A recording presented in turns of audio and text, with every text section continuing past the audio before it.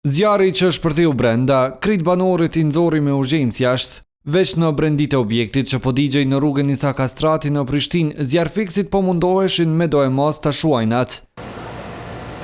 Nga flakët mbetën të lënduar 5 nga ta, përfshirë edhe 2 persona, njëri fëmijë. Të rriturit ndihmë mjekësore pranuan në vend të ngjarjes nga emergjenca e kryeqytetit, nga se spatën plagë të mëdha, ndërsa imituri që ishte në gjendje më të rëndë u dërguan në CKUK. Pacienti është trajtuar në klinikën emergjente për shkak të lëndimeve djegje, nga zjarri do të transferohet në kirurgjin plastike. Gjendja e pacientit është stabile. Shkaqet u tha se nuk dihen ende, veç se për to do të shihet tek të dielën. Është shumë herë të fritet për shkaktorët. Procedurat janë se deri në lokalizohet fikët zjarri, mbasandej ekipet e forenzikës, inspektori i hetimit të zjarrit do të dalë në vend të ngjarjes që sot nuk mundet, por nga nesër. Zjarri që i madh andaj u tha se veç brigada e Prishtinës nuk e shuante dot. Andaj në ndihmë ju erdhën edhe kolegë të komunave fqinje.